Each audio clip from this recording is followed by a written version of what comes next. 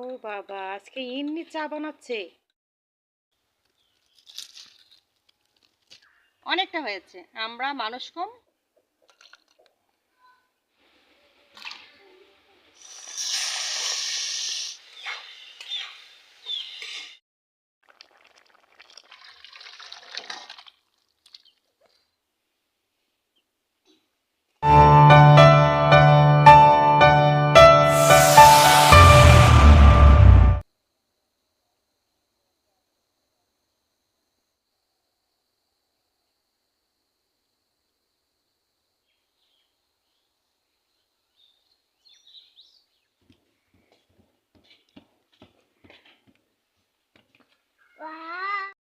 দিবা ইন্নি কি করছো? চিনি দিচ্ছ?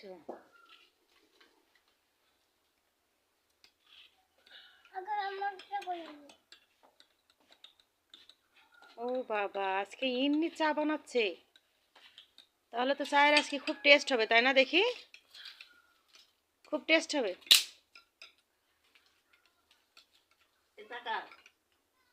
আব্বার আজকে আব্বা নেই, আব্বা রোদে বসে আছে, চা দিয়ে আসতে হবে আব্বাকে।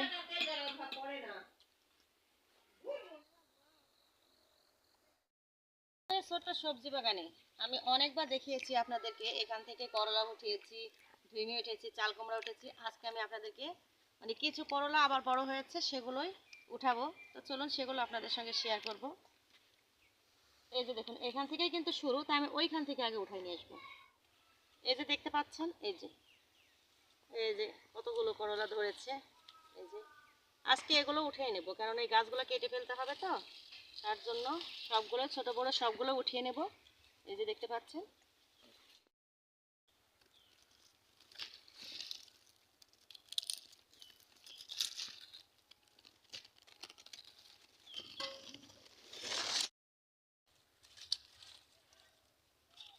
গাছ কেটে ফেলবে, এর জন্য সবগুলোই আজকে করলা ছোট মোটো সব উঠিয়ে ফেলবো, কারণ এখানে লাউ আর সিম গাছ উঠিয়ে দেবে, তার জন্য সবগুলাই আজকে উঠিয়ে নিতে হবে।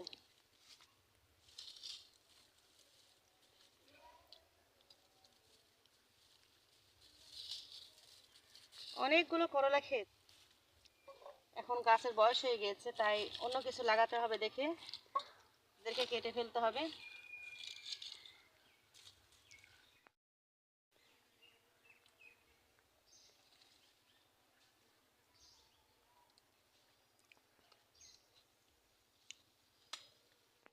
এই যে দেখুন, কয়েকটা আবার পেকেও গিয়েছে, এগুলো তো চোখে দেখা যায় না, আসলে এখানে এগুলো খুঁজে পাওয়া যায়।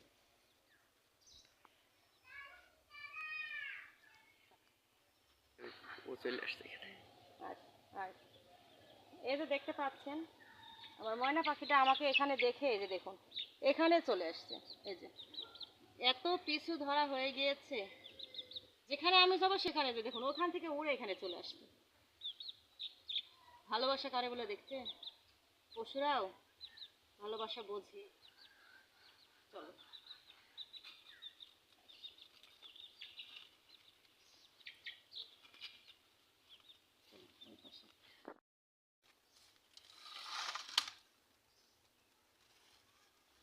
দেখতে দেখতে তো অনেকগুলোই ধরেছে, অনেকগুলোই উঠলো আজকে। এই যে দেখতে পাচ্ছেন, অনেকগুলোই উঠেছে,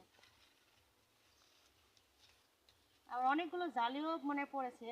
ভাবছি রেখেই দিব কি চিন্তায় আছে, কিন্তু মনে করেন যে লাউ গাছ আর সিম গাছ লাগাবো দেখে চাচ্ছে যে সব কেটে দিই, নতুন করে বাগান দেবে,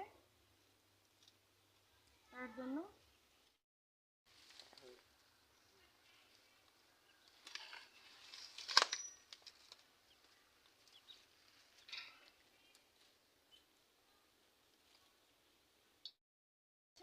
চলুন দেখি কতটুকু হয়েছে। আজকে এগুলোতে হয়ে যাবে, যেহেতু মানুষ কম, এগুলোতে আমাদের হয়ে যাবে। কি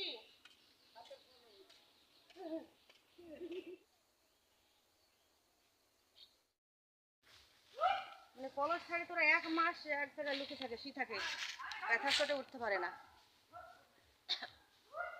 কি বড় সাপের খোলস দেখছেন? সর্বনাশ উঠেছে কি করি মানে, এই তো এক বাটি করলা উঠিয়েছি, এই যে অনেকটা হয়েছে। আমরা মানুষ কম, এগুলোই আমাদের যথেষ্ট। কতটা টাটকা দেখুন, অসাধারণ। আচ্ছা, আজকে কি রান্না হবে? এই যে আজকে করলা ভাজি হবে, ফুলকপি দিয়ে তেলাপিয়া মাছ, মানে ঝোল ঝোল হবে, একটু লাল ঝোল ঝোল হবে, তেলাপিয়া মাছ দিয়ে ফুলকপি। আজকে দুপুরের মেনুতে এটাই থাকছে, তার সঙ্গে থাকছে আলু, অন্যান্য মশলা তো আছেই, সেগুলো দিয়েই কিন্তু আজকে তেলাপিয়া দিয়ে ফুলকপি আর আলু দিয়ে ঝোল ঝোল আর করলা ভাজি। এই তো আজকে দুপুরের মেনু। এই যে ভাতটা আমি বসিয়ে দিলাম, ভাত বসিয়ে দিয়েই আমরা কোটা বাছাগুলো ভাত বসিয়ে দিয়ে করবো।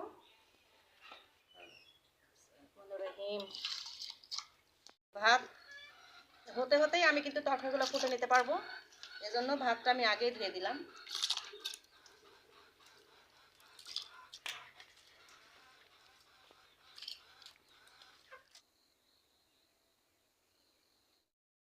বসিয়ে দিয়েছি অলরেডি, কিন্তু ভাত ফুটতে শুরু করে দিয়েছে। এবার আমি তরকারিগুলো ফুটে নেব। করলাটা আমি আগে ফুটবো, তারপরে কপি আর আলুটা সুন্দরভাবে ফুটে নেব।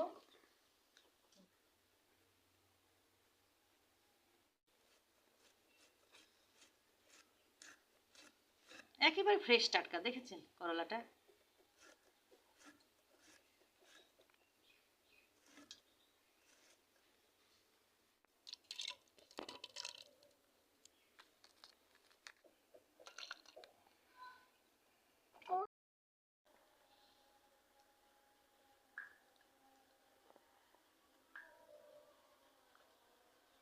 করলাগুলো আমি কুটে নিয়েছি, এবার আলুটা আর কপিটা কুটে নিব। ভাতে দেখেন অলরেডি কিন্তু ভাত ফুটছে,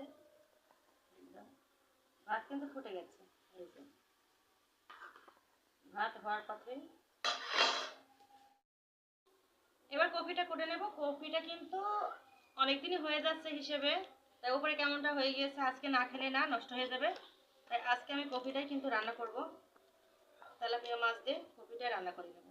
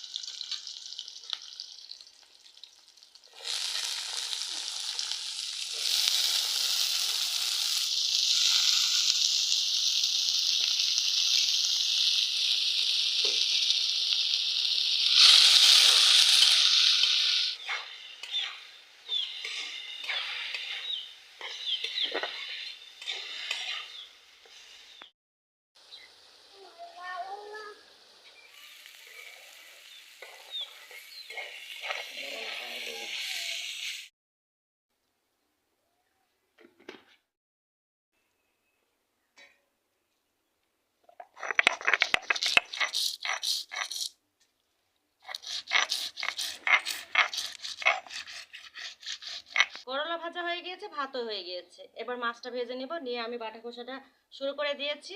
দেওয়ার পরে কপিটা ভেজে নেব, নিলেই কিন্তু আমার মাছের তরকারিটা হয়ে যাবে। এবার মাছটা আমি ভেজে নেব।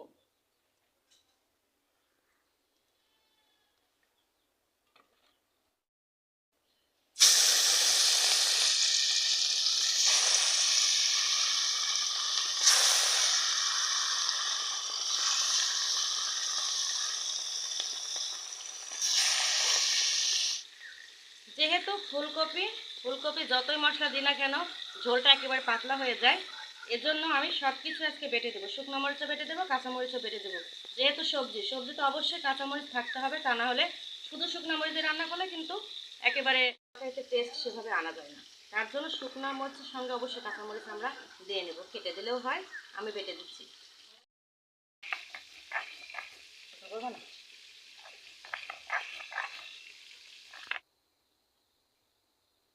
না ভাজা হয়ে গিয়েছে, আমি কপিগুলো ভেজে নেব।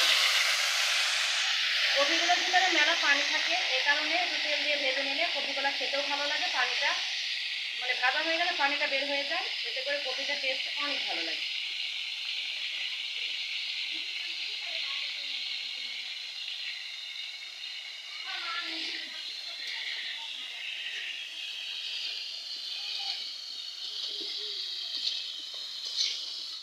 মুছিয়ে নিচ্ছি, এত বেশি ভাজলে আবার কড়া হয়ে গেলে ভালো লাগবে না।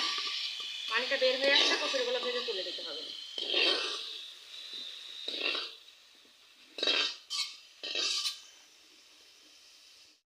কষিয়ে নেব, তেলটা দিয়ে দিলাম। সব আজকে এক জায়গায় দিয়েছি, দিয়ে আমি পেঁয়াজটা শুধু বেশি করে বাটিনি, মানে একটু ছোটো ছোটো করে ভাত করছি, কারণ নতুন পেঁয়াজ তো এমনিতেই গলে যাবে। দিয়ে দিলাম।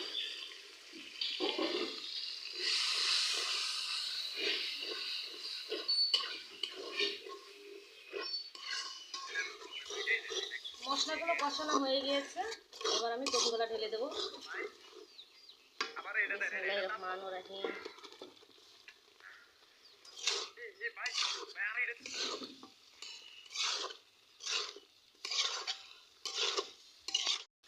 আলুগুলোও দিয়ে দিলাম, একসঙ্গে দিয়ে কিন্তু কষিয়ে নিচ্ছি। শীতের সময় সবজি দিয়ে মাছ রান্না মানে খেতেই ইচ্ছে করে। যদি হয় লাকড়ির চুলায়, তাহলে তো কোনো কথাই নেই। লাকড়ির চুলায় যদি মাছ দিয়ে যে কপি রান্না করা যায়, কি বলবো, এক মুঠ ভাত বেশি খাবেন, তবু কম খাবেন না। কষানো হয়ে গিয়েছে, এবার পানিটা দিয়ে দিচ্ছি। যেহেতু একদম কচি ফুলকপি, তাই পানিটা অল্প দিলেই হবে। ক্ষমা করতে হবে না, কিছু আপু কমেন্টস আমি পড়ে নিই। ইরা ডেলি ব্লগস থেকে যে আপু আমাকে কমেন্টস করেছেন, খুব সুন্দর একটা কমেন্টস করেছেন। আমি এত খুশি হয়েছি যে আমার এই যে ক্ষুদ্র রান্নার একটা ভিডিও যে আপনার কাছে পৌঁছেছে, সেজন্য মানে আপনি যে আমার ভিডিওটি দেখেছেন, আমি খুবই খুশি হয়েছি। আপু আপনাকে অনেক ধন্যবাদ, অনেক খুশি হয়েছি আমি। তারপরে শ্রাবণী কুকিং চ্যানেল থেকে একটা কমেন্টস এসেছে, সে আপু আমাকে অসাধারণ কমেন্টস করেছেন। আপু সবাই ভালো থাকবেন। আর মনে করেন আপনারা যে কমেন্টস আমাকে যে উৎসাহটা দিয়েছেন, সেই আপনার কমেন্টস করে আমি কিন্তু অনেক উৎসাহিত হয়েছি। আমি আরও ভালো করে মানে রান্না বলেন, ব্লগগুলো বলেন, ভালো করে যেন করতে পারি, সে দোয়া করবেন। আমি অনেক খুশি হয়েছি আপু, আপনারা এভাবে আমার পাশে থাকবেন ইনশাল্লাহ।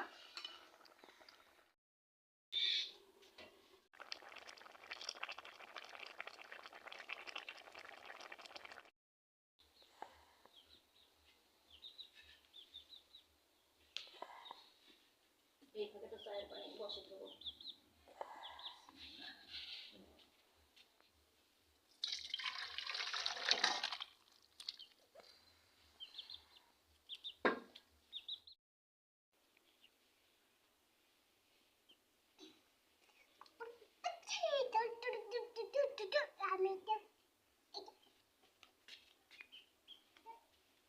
রান্না শেষ, চুলাটা সুন্দর গনগন করে জ্বলছে, তাই ভাবলাম দুধটা দিয়ে দিই। এই যে আমার মেয়ে আর ছেলে দুধ খায়, তার জন্য দুধটা, কিন্তু পাতিলটা কিন্তু অনেক ছোট হয়ে গিয়েছে। মেন কথা, ছোট যে দুধের পাতিল এখনো মাজা হয়নি, তার জন্য আমি এটাতে দিয়ে দিলাম। বড় পাতিল হলেও ফ্রেশ পরিষ্কার আছে।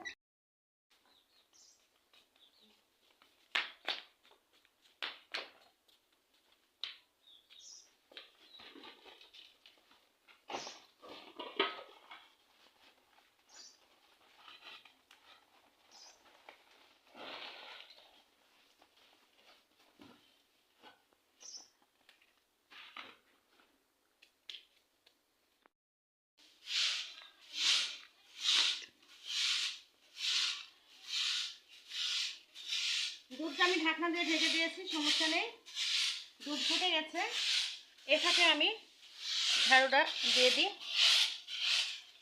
কারণ এখন হলেও আমাকে করতে হবে, তখন হলেও আমাকে করতে হবে। কারণ বাড়িতে তো সুস্থ বলতে গেলে আমি আছি, তাই এই কাজ ফেলে রেখে কোনো লাভ নেই। যখনকার কাজ তখনই করে ফেলতে হয়, তা না হলে সমস্যা করার মতো আর কেউ নেই। তাই ফেলে থেকে কোনো লাভ না, পাচ্ছি না। আমি একবারে সব গুছিয়ে নিয়ে গোসল করে খাওয়া দাওয়া করে আজকে কিন্তু একটু ঘুরতে যাবো, সর্ষে হয়ে কিন্তু ফুল দেখাতে যাবো আপনাদেরকে, সঙ্গে থাকবেন। রাখো।